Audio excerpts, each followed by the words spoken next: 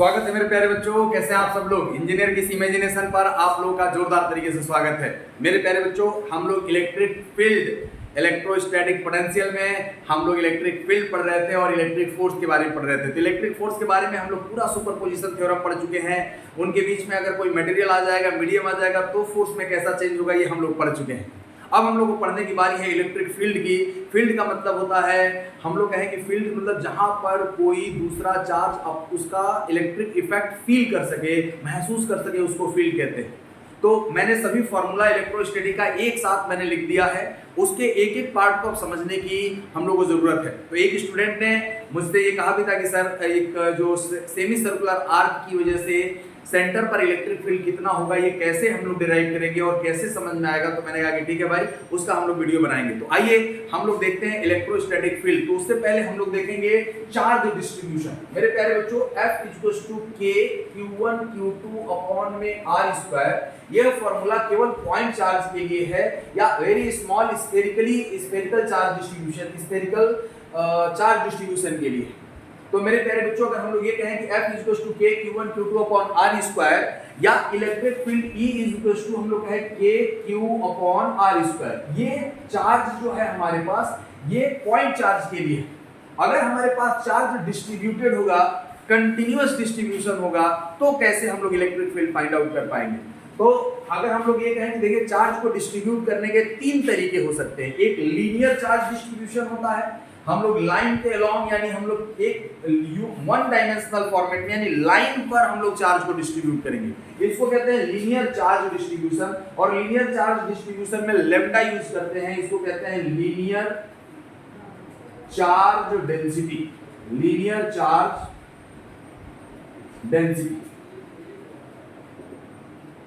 Density lambda होता है total charge upon total length. तो हम लोग अगर किसी भी पॉइंट पे, अगर हमें इसका यूनिट हो जाएगा कूलम पर मीटर, किसी भी अगर पार्ट पर अगर हमें डीएल लेंथ पर अगर चार्ज निकालना होगा dq, तो हम लोग लैम्डा इंटू dl कर देंगे, हमें मिल जाएगा चार्ज। तो चार्ज हम लोग कैसे फाइंड आउट कर सकते हैं भाई। हमने कहा कि चार्ज अगर हमें फाइंड आउट करना है तो q इंटू dl कर लो, हो जाएगा। हमने कहा कि ठीक है। अब हमने कहा कि देखिए सर, इसका प्रैक्टिकल एग्जांपल कैसे है। हमने कहा कि देखो, जो वायर पर मटेरियल होता है वो लीनियर डिस्ट्रीब्यूटेड होता है। अगरबत्ती पे जो हमारे पास अगरबत्ती जलने वाला होता है, जो स्ट्रेट, उस पे जो मटेरियल है वो लीनियरली है। इनफैक्ट सर, एक्चुअल में हम लोग लीनियर कह पाए हर चीज को नहीं, लेकिन जो हम लोग मीटर के हिसाब से या लेंथ के हिसाब से जिस चीज को हम लोग बाई करते हैं वो लीनियर ही होता है। दूसरा चीज हम लोगों ने कहा कि सरफेस चार्ज डिस्ट्रीब्यूशन क्या है। सरफेस, तो surface charge distribution, surface charge distribution का मतलब हमारे पास जो चार्ज डिस्ट्रीब्यूटेड होगा वो एरिया पर डिस्ट्रीब्यूटेड होगा। तो हमने कहते हैं कि मान लो टोटल एरिया किसी भी प्लेट का हमारे पास A है मेरे प्यारे बच्चों, और इस पे टोटल चार्ज Q है। तो सरफेस चार्ज डेंसिटी को सिग्मा से हम लोग डिनोट करते हैं। सिग्मा क्या है हमारे पास, surface charge density. Sigma surface charge density, surface charge density. Sigma क्या होता है, कूलम पर मीटर स्क्वायर। और कूलम पर मीटर स्क्वायर को हम लोग ये मतलब डायमेंशनल फॉर्मूला भी हम लोग लिख सकते हैं। यूनिट हम लोग को याद रखना होगा, यानी डीए एरिया पर अगर हमें, थोड़ा सा एरिया पर अगर हमें चार्ज निकालना होगा डीक्यू, तो हम लोग एरिया का सिग्मा में मल्टीप्लाई कर देंगे तो हमें डीक्यू मिल जाएगा। अब मेरे प्यारे बच्चों, इसको अगर हम लोग कहेंगे कैसे, तो घर पे जो पेंट होता है वो सरफेस डिस्ट्रीब्यूशन है, या रोटी पे जो हम लोग बटर लगाते हैं वो सरफेस डिस्ट्रीब्यूशन है, जो हम लोग क्रीम पाउडर लगाते हैं वो सब क्या है, हमारे पास सरफेस डिस्ट्रीब्यूशन है। मेरे प्यारे बच्चों, अगर हम लोग ये कहें कि वॉल्यूम डिस्ट्रीब्यूशन क्या है, तो वॉल्यूम डिस्ट्रीब्यूशन का मतलब होता है, जैसे हम लोग कहें कि दूध में चीनी का घोल देना, तो चीनी यूनिफॉर्मली सभी वॉल्यूम पर डिस्ट्रीब्यूट हो जाएगा, वो वॉल्यूम डिस्ट्रीब्यूशन है। या रसगुल्ले में चाशनी का होना, वो वॉल्यूम डिस्ट्रीब्यूशन है, वॉल्यूम चार्ज डिस्ट्रीब्यूशन। तो वॉल्यूम चार्ज डिस्ट्रीब्यूशन का मतलब थ्रू आउट वॉल्यूम पे अगर हमारे पास चार्ज होगा, मान लो ये स्फीयर है और स्फीयर पे पूरी तरीके से, ये स्फीयर है, सॉलिड स्फीयर, ये ध्यान रखिएगा, सॉलिड स्फीयर, और पूरी तरीके से हर जगह इसमें हमारे पास चार्ज डिस्ट्रीब्यूटेड है, उसके इन साइड में भी। तो ये हमारे पास वॉल्यूम, और वॉल्यूम चार्ज डेंसिटी को रो से लिखते हैं, और ये होता है charge per unit volume volume हमारे पास कितना हो जाएगा मेरे प्यारे बच्चों, अगर स्फीयर की बात किया जाएगा तो Q upon 4/3 pi r cube. अगर r इज द रेडियस हमारे पास स्फीयर का, तो जहां पर भी हमारे पास वॉल्यूम चार्ज डिस्ट्रीब्यूशन होगा तो हम लोग rho Q upon 4/3 pi r cube, ये तो स्फीयर के लिए है, लेकिन रो हम लोग यूज करेंगे वॉल्यूम चार्ज डेंसिटी के लिए। इन तीनों में सबसे इंपॉर्टेंट लीनियर चार्ज डिस्ट्रीब्यूशन और सरफेस चार्ज डिस्ट्रीब्यूशन ही है। वॉल्यूम चार्ज डिस्ट्रीब्यूशन में केवल सॉलिड स्फीयर वो भी इंसुलेटेड आता है और उसकी वजह से इलेक्ट्रिक फील्ड हम लोग को फाइंड आउट करना होता है।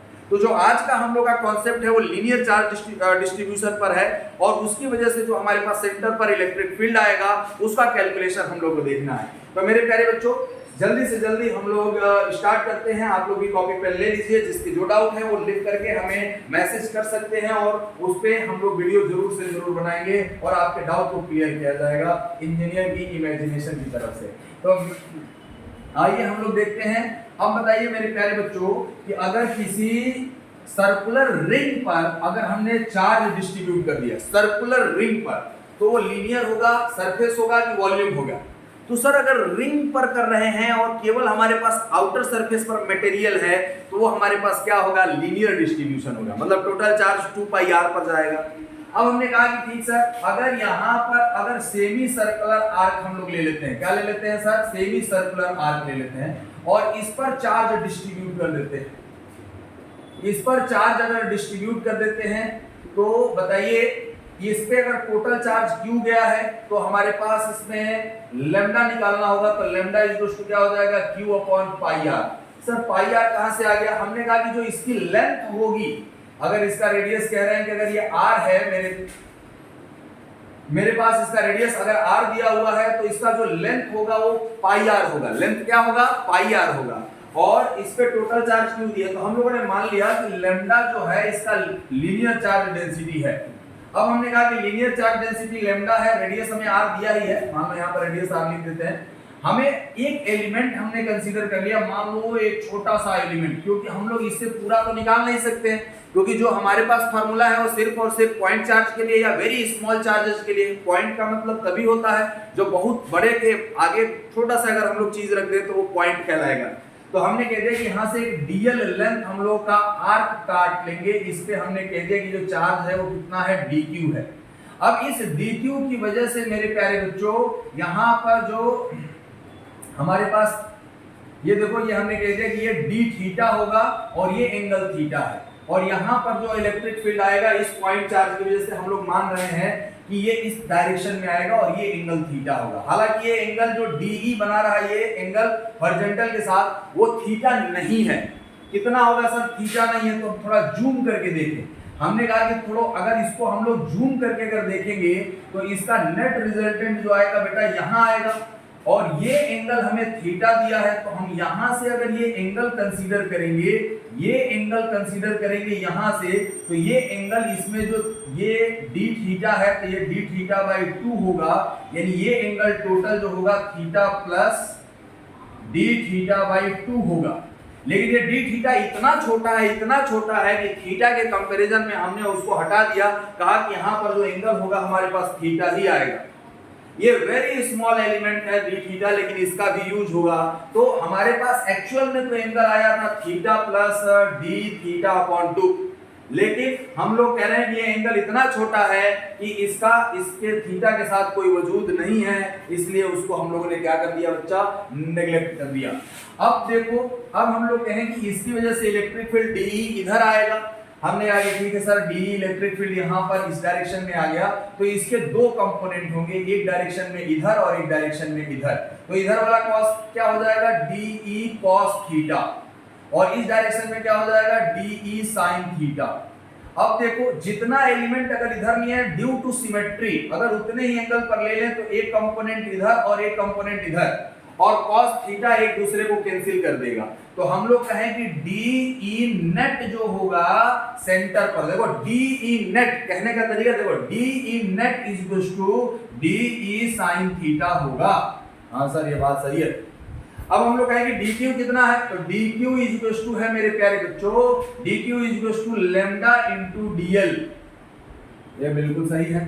अब हमने कहा कि डीई नेट की बात किया जाए तो डीई नेट माने थोड़ा सा नेट चार्ज, यहां पर नेट फील्ड कितना होगा, वो हो जाएगा K lambda DL upon capital R square into में साइन थीटा।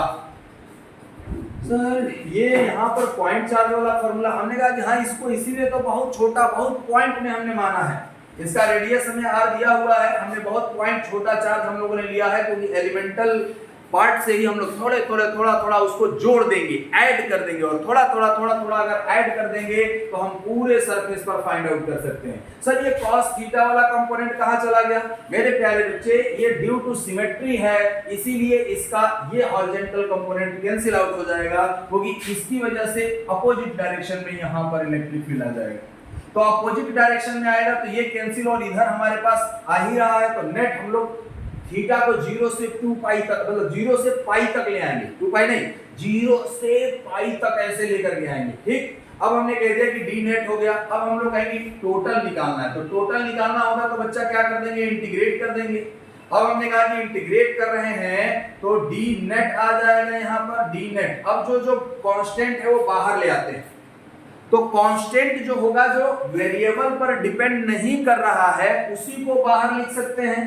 हमने कहा कि हाँ सर के कांस्टेंट है क्या? हाँ के कांस्टेंट है, क्योंकि के हमारे पास डीएल के चेंज होने से के चेंज नहीं होगा, क्योंकि K equals to 1/4 pi epsilon naught होता है और वो कांस्टेंट है। दूसरा, अब हमने कहा कि लैम्डा भी कांस्टेंट है, डीएल चाहे यहां से निकालो, यहां से निकालो, यहां से निकालो, डी लैम्डा जो है वो लीनियर चार्ज डेंसिटी है जो कि कांस्टेंट रहेगा। हाँ सर ये भी सही है। अब हमने कह दिया कि आर स्क्वायर भी, अब हम लोग कहेंगे देखो थीटा चेंज हो जाएगा क्या अगर डीएल लेंथ हम यहां लेंगे। देखो मैं यहां पर थोड़ा सा बना रहा हूं क्योंकि इसको हम लोग मिटा देंगे। हमने कहा कि देखो बच्चों यहां पर अगर डीएल यहां पर लेंगे तो थीटा ये होगा, डीएल अगर यहां पर लेंगे तो थीटा ये हो जाएगा, डीएल अगर हम लोग यहां पर लेंगे तो थीटा यहां से यहां हो जाएगा। यानी थीटा और डीएल में कोई ना कोई रिलेशन है, या तो डीएल को थीटा के टर्म्स में चेंज कर दो या थीटा को एल के टर्म्स में लेके आओ। तो हमने कहा कि ठीक है इसको हम बाहर नहीं लिख सकते हैं, साइन थीटा पहले लिख लो और ये डी एल लिख लो, सॉरी डी एल है। अब हमने कहा कि देखो ये डी थीटा है और ये डी एल है, ये डी थीटा है तो एंगल इक्वल्स टू हम लोग फॉर्मूला जानते हैं, angle equals to arc upon radius. तो आर्क जो है हमारे पास देखो एंगल जो है वो डी थीटा है, आर्क हमारे पास क्या है डीएल है, और रेडियस कितना है R, DL equals to R D theta. यानी हम डीएल की जगह पे आर डी थीटा रख सकते हैं। तो यहाँ पे अगर हम लोग डीएल की जगह पे के लैम्डा अपॉन आर स्क्वायर, और यहाँ पर हमने रख दिया साइन थीटा, आर पहले लिख लेते हैं और ये डी थीटा हो गया। और थीटा कहां से कहां तक वैरी करेगा बच्चा लोग, 0 से लेके पाई तक, 0 से लेके पाई तक। अरे वाह गुड।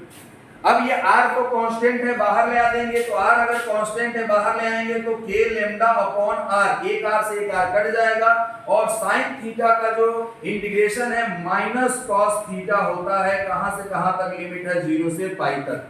मैं इसमें यहीं पर लिख दे रहा हूं नीचे, आई होप कि इसमें दिख रहा होगा। मेरे प्यारे बच्चों ई नेट जो आ गया हमारे पास वो ई नेट इक्वल्स टू कितना हो जाएगा, K lambda upon R minus cos pi, minus में हमारे पास क्या हो जाएगा, माइनस पहले से एक माइनस इंटीग्रेशन में कॉस 0, तो ये माइनस माइनस प्लस हो गया, और इसकी वैल्यू cos पाई की वैल्यू -1 होती है तो माइनस माइनस 1 हो गया, और ये माइनस माइनस आपस में प्लस हो गया, तो क्या आ जाएगा k लैम्डा अपॉन r, और इन दोनों का वैल्यू 2, यानी ई नेट जो आ गया है वो आ जाएगा 2k lambda upon r, 2k lambda upon r। नीचे वाला दिख रहा है कि नहीं, 2k लैम्डा अपॉन r,